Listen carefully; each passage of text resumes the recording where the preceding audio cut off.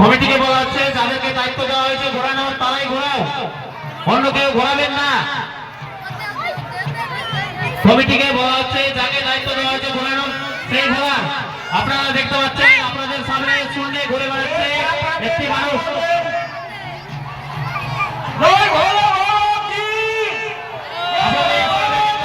একটি মানুষ ঘুরে বেড়াচ্ছে, আপনারা যা পারবেন মুক্ত হস্তে দান করবেন। আজ রাত 2 ঘটিকায় এক রাত্রি ভাবে